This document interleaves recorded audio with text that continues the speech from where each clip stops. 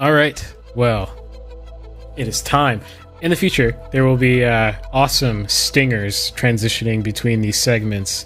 If you guys like this format, I will actually spend the time to make those stingers. But for now, we'll see how this goes. The second segment is going to be our hot takes of the week, and we'll do this subject by subject. So start arguing with Reddit series. So we haven't done one in quite a while, actually. But if you go back, you'll find episodes where we spend the entire episode just reacting to things that we find on Reddit, all over the internet. Usually just interesting things that we want to bounce off of each other to learn from. And we invite those people to see the podcast, come on the podcast, and they can even interact with us live if they want to. I'm going to do it such that every episode we have one segment per topic that is hot takes for that topic of the week. So this week is gaming for Nathan. So I'll just do this at random. So this one's from Ben. I actually spliced yours together, Ben, so that they were like one big image. Do you want to give Nathan a gist of what's happening in this very long hot take? Sure. So this is a thread about what do you find the most annoying about contemporary video games.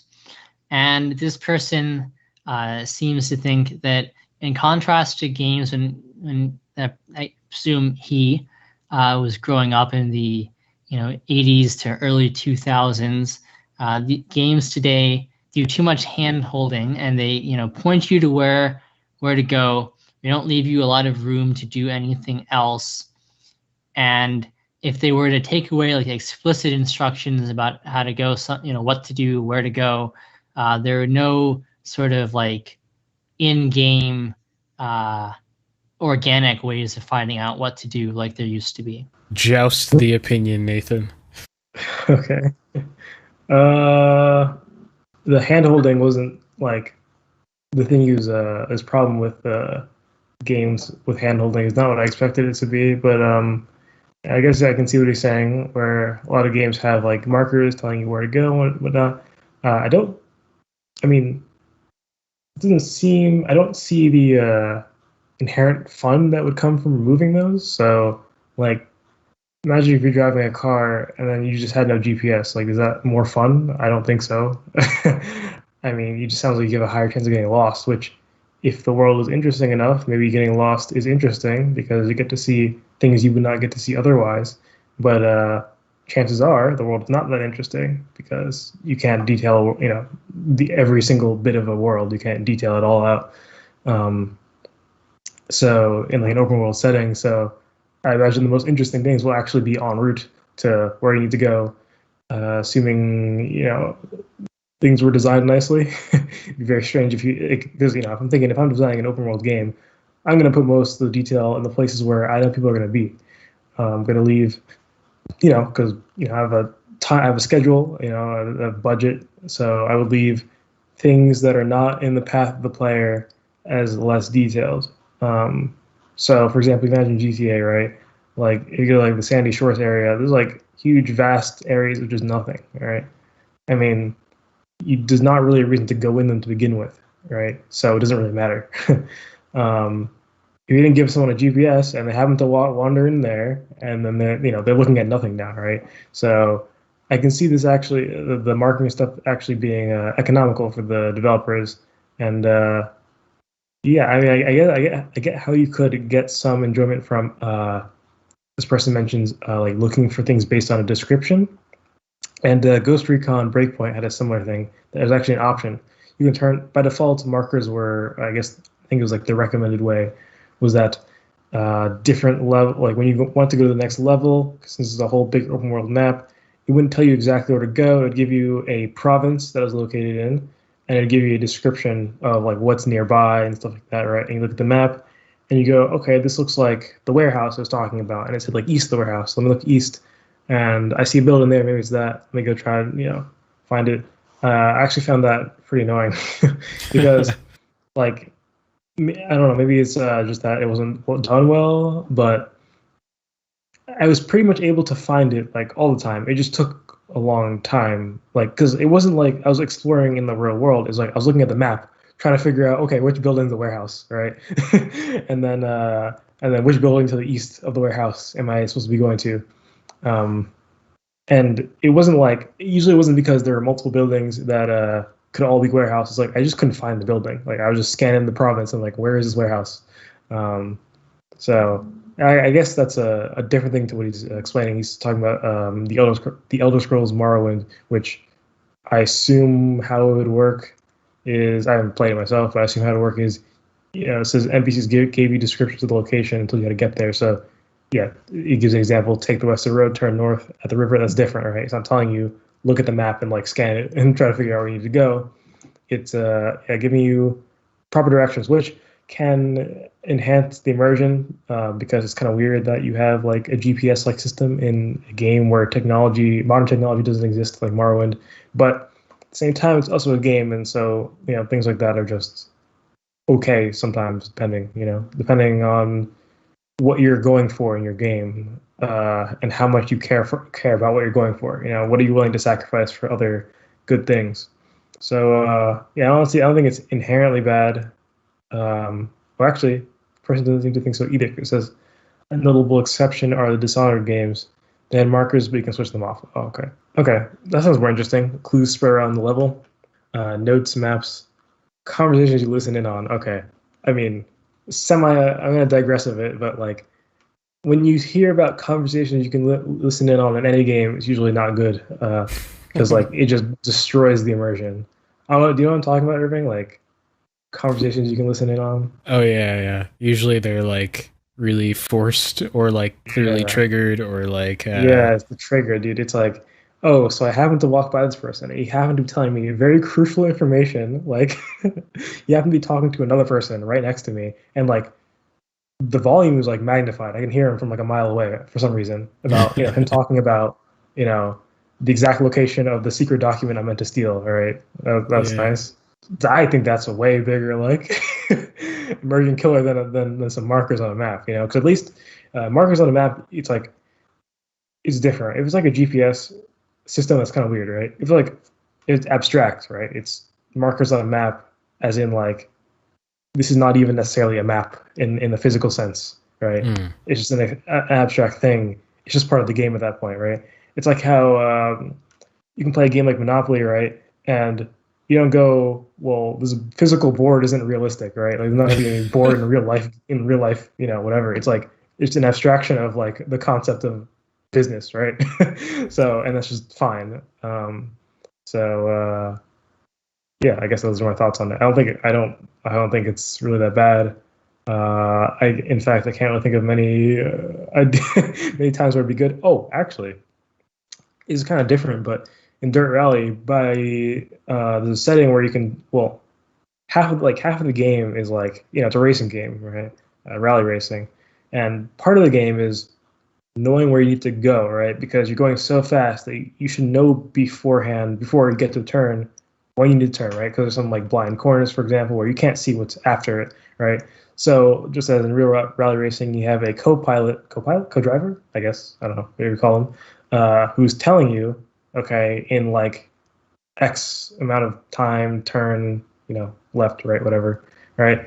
And that's an interesting thing, right? Because you're not actually getting like waypoint markers on your screen. It's just instructions, like he said. I think this is a lot more exhilarating because it's actually part of the challenge in a way, right? Like in this scenario, like you'll get there no matter what. You know what I'm saying? You'll get there. If you can't find it, you'll just get lost and it'll take longer, but you'll get there. In this, you can fly off a cliff if you don't know where you're going. In Dirt Rally, it's part of the losing condition. If you know what I'm saying, it's part of the game. It's part of the skill required. You don't actually need to understand the directions to get to where you need to go in Morrowind, because you can just walk around and eventually you have to get there, right? So yeah, that's all I guess I have to say about that. Yeah, at first I thought this person's point was going to be like hand holding, as in like tutorializing like every aspect of the game. Exactly what I was expecting. Yeah, but then it was a little bit different. I was like, oh, okay, no. I mean, even really great games sometimes have this problem. Like Last of Us sometimes has this problem, which I love that game. It like tutorializes past it already tutorializing you. Like it already taught you how to do something, and then it's going to really just destroy my immersion for a second just to remind me I can do something. It's like, why don't you just let me fail the level, and then I'll realize, like, oh, this is the thing I need to do. It's like not even that hard to realize, At least I think. Maybe I'm wrong. Maybe they play tested it, and I don't know. Half the people got lost. There somewhere. are definitely other people talking about that sort of thing in this thread. But I thought this was a little bit more unique. So. Yeah, for sure. Next hot take. Let's see. Oh, it's huge. Let me scale that down real quick. All right. This one's from me, and it's about Pokemon. So this was in r/Nintendo. I realized very quickly Nintendo has a very specific culture among gamers, which kind of makes sense because Nintendo has a very specific culture as a company, period. But this thread was about how Pokemon is actually very boring. And it said, this person says, Game Collecting 2 says, I wanted to like it as a kid, and I tried multiple games, but couldn't take it after first couple of gyms. The combat system is one of the worst JRPG combat systems ever seen. It's so simplistic and repetitive. That's basically their point in a nutshell. And this person who's replying is not the only person with this sentiment. There's actually several other people who kind of fleshed out this person's point a little bit more. Firefly Drake says, in-game Pokemon has been laughably easy for far too long, but the online battling community is amazing and shows how much depth the systems have at higher levels. And they're talking about the competitive scene. So apparently there's a very vibrant Pokemon competitive scene that doesn't really jive well with the vibes of Pokemon, casual players. So yeah, what are your thoughts on that discussion? So first, to preface things, I've never played Pokemon, but I've watched people play it, but in very limited capacity. So I not the most knowledgeable in this. But firstly, I guess it's slightly off topic, but worth noting, I guess, that Pokemon isn't representative of the standard JR. When I think of JRPG, I don't think of Pokemon, although yeah, it is a JRPG because like the very specific kind that I don't think is that it exists a lot, but it's not like the main one. I mean, okay, so you mentioned Persona 5, which is like, you've ever seen it? It's an entirely different thing. Yeah. The JRPG combat system in those two are not the same at all. Pokemon's like the static fighter, team-based, turn-based fighter kind of thing where you pick a move and it does it, and then it's the other person's turn to pick a move and they do it, and there's nothing more than that really. You pick an action, I guess, right? It's all in the game sense. There's no mechanics to worry about, right? Whereas in Persona 5, I think if I'm thinking of the right game, maybe I'm not, which would be kind of embarrassing, but there's like, some mechanical ability you also have to achieve with timing, things like that. I really hope I'm thinking of the right game, but I don't know, maybe it's like Pokemon, I'm thinking of the wrong game. I do think that whenever I seen Pokemon, I just didn't get it. I was like, this does seem boring. Yeah, and for the reason that it's just simplistic and repetitive, right? It's the same thing every single time, with a new enemy who has a very limited set of moves, right? And you can memorize them very easily. And you yourself can do a fairly limiting amount of moves as well. Limiting, so I forgot what this concept's called. Mechanic versatility, I believe, where it essentially is like, how many different things can you do with one mechanic, right? And the more, in general, sort of the less boring things can be, right? And the higher really what it is it's more depth to the game. It tends to raise the skill ceiling too. So in a game like Pokemon, there's very minimal mechanic versatility because you only have a fixed, small set of things you can do, right? Let's compare this to something like Rocket League, right? Rocket League is a car soccer game. In terms of the things you can do, there's not much. You can jump, you can move forward, you can turn left, right, you can go backwards, and you can boost, right? That's only a handful of actions. But you have high mechanic versatility. The reason being is that you can steer 1 degree to the left, you can steer 2, you can steer 10, you can steer like 20. You know what I'm saying? and you can combine these moves to do various different things, right? It's not just like you're doing one or you're doing the other. And there's also takes into like what it does. Like for example, what jumping does is going to be different based on your positioning, right? So maybe you'll block the ball, maybe you'll jump over another car, right? Stuff like that. So yeah, Pokemon has like very minuscule mechanic versatility, which makes it a very shallow game as far as I can tell.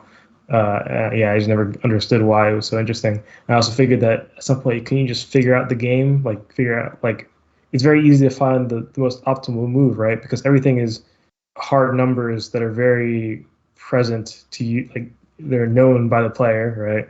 Everything is fixed. The situation doesn't change really.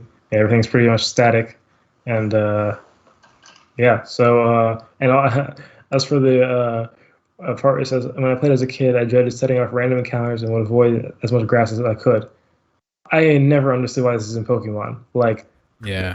when you walk through grass and then 90,000 things will try to attack you in like the smallest field of grass, and they're all very easy to defeat. You know, they're not a challenge really. It's like as if they just put that in to just ruin your life. You know, it's like I don't know. It's like if you're playing like Battlefield and every like 20 seconds, like I don't know, like some like random person civilian would appear in front of you that you had to kill. It's like why? Why is it like this? I mean, you could counter that by saying that, it's trying to give you some. I mean, in some sense, Pokemon is kind of like bird watching, where and Pokemon Go even more so. And I think some of the more recent Pokemon games are like trying to even be a little bit more about like being a naturalist and going in and like observing Pokemon instead of just like dog fighting and capturing them. So in a sense that it is kind of mimicking like this scientific, like I'm going to go out and here's a cardinal or something like that, or I don't see. I mean, I can see it being like frustrating in the long run if you play the game for hours, but also like there is that sense, especially if you're going to move into games that are a little bit more like less about capturing and fighting, that making sense that like the world is just populated with all sorts of animals. I see. It would be interesting to sort of solve that while keeping that sort of vibe. Would be like just shortening the time it takes to do combat if you want to speed through it.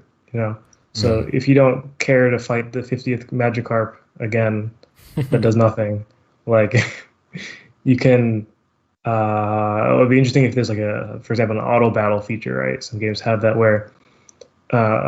In games where battles tend to be longer, right, and you don't necessarily want to play out every single battle because they're so long, and some of them might be not important, like a Magikarp battle for the 50th time. You can just let the AI do it for you. It'll do it instantly, and it'll just be like, it'll just calculate like approximately how things should have gone. Usually, it favors the enemy just to encourage you to actually play the thing, to learn how to play the game, right. But if you're fighting a Magikarp, it literally does nothing. So like, you just win. But yeah, I think that would solve both issues, right? Because setting-wise, it's the same, and the sort of emotions that it invoke are going to be similar. But if you don't want to, you don't have to deal with the grass and the water stuff. I do know of this Pokemon Showdown thing that they're talking about, and that I have some friends who play that. I don't know anything about it. I've never seen anything. I've never seen it. I actually have seen it, but like really not a lot at all. So I can't comment on that. I don't know. Maybe it's a higher skill ceiling game than I think it is. I don't know. I think a lot of people I've seen on the thread are saying that the literal mechanics rely like in the actual game. The problem is that you have like you said, very obvious like wind paths are just super obvious. But like with the same exact mechanics, without changing a single thing, you actually, if you were to allow people to pick whatever lineup of Pokemon they want and whatever move lineup and ability set and all that kind of stuff, it actually becomes a high depth game to pick the lineup with no clear wind path. I see. Yeah. Because I feel like playing normal Pokemon is somewhat akin to playing rock paper scissors if you know all the answers. You know what I'm saying? If you know what your enemy can do, right, then it makes it a lot easier to know what you should do, right? And essentially, it's just a percent chance of winning that, guessing what they did correctly and whatever. But adding just the mechanic of being able to choose who you can play as, that's going to increase that mechanic versatility by crazily, because you have all these different combinations that can, I presume, have sort of cascading effects on each other. Yeah, and I'll just add my personal experience with Pokemon. The punishment you get for just trying to level up your, like, I remember there's some segments that now in just retrospect, it just seems poorly designed. Like, you're trying to beat a gym, right? And you go to that, you can't beat the gym yet because you have to level up your Pokemon. But the thing is, in the area of that gym, the Pokemon levels are in like in the wilds of the grass and all that kind of stuff. They're awkwardly too low to level up your characters fast enough, even though you'll like immediately destroy them. Like it won't give you enough XP in return. So then I have to walk to the gym, fight a whole bunch of weak animals, go to the gym, and fight those really strong ones because I want to level up my Pokemon faster, get destroyed, get sent all the way back to the hospital, the Pokemon hospital, I forget what it's called, and then walk through the grass again. And I have to do this for hours just to be able to beat the gym. And I feel like I just completed the game for the sake of completion, not necessarily for... there's some points that it's just like, I don't want to do this. I feel like if Nintendo did their thing where they focused more on aesthetic with Pokemon, like Ben was saying, and it was like more like what I think Animal Crossing is like, although I don't really know anything about Animal Crossing. More like the aesthetic of the game takes like full control of your enjoyment instead of the mechanics. I feel like that would work better. Pokemon watching essentially sounds more pleasing. Yeah, I think that they're trying to do that in like one of their new games they announced recently, where it's like, because ostensibly I think basically the premise is ostensibly that you're gonna go collect information for like the professor at the beginning of the game, while you're also gonna go like become the greatest Pokemon fighter ever, as well. But I think like this new game they announced, it's like literally, you just go and like you're a scientist and you go to like interact with them and like, oh, it's really cute Pokemon. Let me take some pictures and like get some samples of it or something, kind of thing. It's definitely an interesting take. I'd like to see what the Pokemon community thinks about that. And a last hot take. Yeah, walk us through this picture. Okay, yeah, this is from r/gaming. And on the left, it's a picture of a bunch of Xbox exclusives. And it says underneath, spend $60 once, get your games across current gen and next gen with no hassle. Right side is a bunch of PlayStation exclusives and says, our PS5 games cost $70, and we charge you to upgrade your PS4 to PS5 if you pay us money. All right, so essentially, it's criticizing PlayStation for having people pay money. So, for example, right, game like Horizon, which I presume came out on the PS4. I think it's old enough where it would have come out on the PS4. Regardless, any game that came out on the PS4 that's also on the PS5, it's criticizing them for not having a free upgrade option, right? Essentially, you have to buy the game again if you want to play on the PS5. Where on Xbox, this is not with all games as far as I'm aware. I could be wrong. They're offering just free upgrades. So you have a game on, what's it called, the Xbox One, and then you can get it on the Xbox Series X or S, whatever, for free. And the games only cost $60 as opposed to PlayStation 5, which has some of their games, not many, cost $70. Although there are $70 games on Xbox. I think it's specifically referring to exclusives, though. So, yeah. My response to this is, I don't really think you can blame PlayStation for doing that, right? It's literally been like that forever, and no one has ever cared, right? When Xbox was doing it, no one ever said anything. It's just now that Xbox is not doing that, people were like, oh, they're acting like as if that's been the standard forever, as if it's some atrocity that PlayStation doesn't do that. When literally every console imaginable in existence has done that, and is still doing that except Xbox. Yeah, you can compare similar items like movies streaming, for example, right? I'm saying movie streaming because it's just purely digital. So, I don't think that Xbox will pay for a new disc to be shipped out to you. If I think it's just for digital games, digital copies. So it's like, if like Hulu increased their streaming quality, and then like, you just said you have to get it out for free, right? I mean, if you think about this really could be disastrous, right? Because what you're saying as well is, if Hulu has the capabilities of increasing their quality, they should do it for free. You know what I'm saying? Like, which means that, in some sense, okay, yeah, they'll get more. Improving your product is not bad, right? But for the same amount of money, you're increasing utility and just saying, but it should cost the same, right?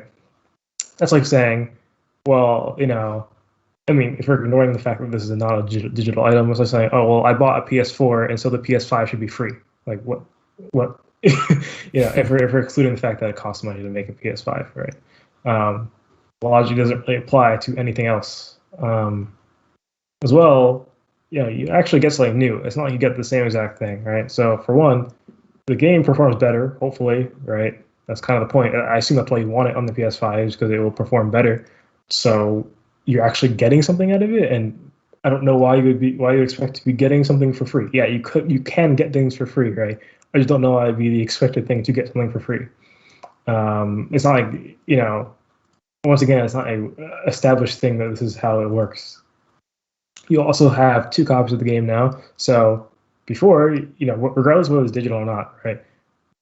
Generally, like, for example, if you have an Xbox and you log into your Xbox Live account, right, and you have a second Xbox or someone else's Xbox, and you log into that same account, the Xbox will not let you play the same game on both Xboxes at the same time, because you only own one digital copy, right?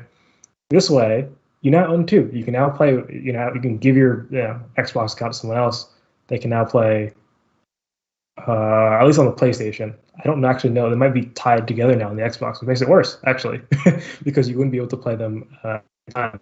But at least on the PlayStation, they're not tied together, which means that you have 2 copies that can be played. And also, I don't know if they're doing a free upgrade thing for Xbox, but as I said before, or free upgrade for physical copies on Xbox. As I said before, I doubt it. But if they are, then I mean, that's even worse of a case for this argument, because you're getting something that costs money, like the physical thing costs money, right? I think we need to get out of the mindset that higher prices are inherently bad, right? It's like, imagine, like, let's think of like the starving artist like thing, right? That we see often, right? It's like, would you really buy a painting from the starving artist for $2 and be like, oh great, I got a bargain, right? It's like, okay, well, this person's like starving, right? And probably did more than $2 worth of work to create whatever you wanted, right? So obviously it's not the same scenario. I mean, but it sort of fits the portrayal in a way, right? The video game industry as a whole, in being the underpaid artist kind of thing, right? And no one appreciating the true value of the art that's produced. So $70, I talked about this before, it sounds perfectly fine to me, right? For, I would say, a majority of games, right? Well, majority of games that are in the public eye, I should say. There's some garbage games, right. But majority of the games that are popular, I guess. So you support the developers. They're already underpaid as is, oftentimes. I think most people agree that PlayStation exclusives are generally better than Xbox exclusives anyways. So, I mean, it'd be, in order to make the argument that PlayStation games should be $60, you have to also be saying that you are willing to pay, or rather you should pay for a better object, or better a better item, better thing, whatever, a better thing for the same price. And that's how it should be, right? Which is kind of scary, huh? People would, in general, disagree with that statement. And you just need to apply that to games, right? So PlayStation game is better in general than Xbox game in terms of exclusives. So it would make sense that it would cost more as well. Yes, if a disc of a game that was made for the PS4, for example, right?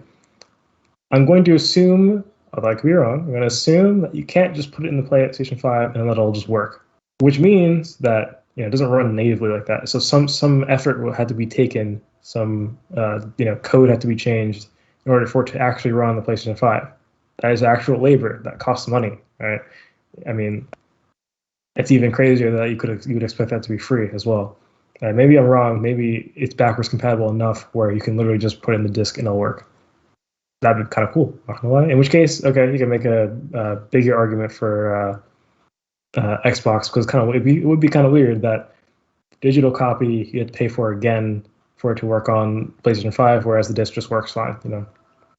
But I don't think that's the case. I mean, I get how people can, you can also draw the comparison with for example, like computers, like Windows, for example. On Windows, you can play games that have run on the older versions of Windows, right? Some games can be supported up to like Windows XP era, right? Made then and will still run now. But that's a bit of a difference, right? There's no porting required. It didn't cost any money. It just Windows is built on backwards compatibility. It should just work out of the box, essentially. No developer had to go in. Time is money, and they didn't have to spend time on make sure it worked on the newest operating system. So, yeah, that's pretty much all I have to say about that. I wonder though, like, and the reverse of that. So you're talking about like starving artists, but I wonder if economically it's actually a good, I mean, presumably Xbox thinks it's a smart economic decision that if they do this, they're going to draw enough people away from PlayStation that you spend more money on Xbox. Yeah, that is true. But it's like, it is true that maybe they'll make more, well, at least I think they'll make more money in the end. But it's like, they shouldn't have to do this to begin with. You know what I'm saying? It's like, yes, maybe the artist on the street will get more money by selling the thing for $2, but they probably shouldn't have to do that, in terms of like, the actual value of things. If people were more sensible about the value of things, then they, essentially in a perfect world, they should make more money by selling it at whatever value it should be at. So that's what I'm trying to say. Yeah, I think it's like a both and sort of situation. It's like there's like a problem, culturally speaking, with consumption in general. Actually, that's kind of what I'm going to be talking about partly. There's a problem with consumption in general where, the value to you is not factored in properly. Like the value, like to the receiver, is not factored in properly. Only the value of production is properly factored in. And there's like a million and one different reasons for that. But a lot of it's cultural, it's just like, it's not that people don't value it more. It's that people refuse to pay for that. And I would say actually a lot of that is due to the, like when we were in middle school, like that sort of era, it kind of started then, by and large with like freemium culture. With the rise of like Google, pretty much, you get like, freemium, but Google's making money in a completely different way. So people don't understand the relationship between value and freeness and all that kind of stuff. So, oh dear, that gets into like music streaming, and everyone thinks that music on YouTube is free. Yeah, right, precisely. But can I make that an awesome transition into my topic? Sweet.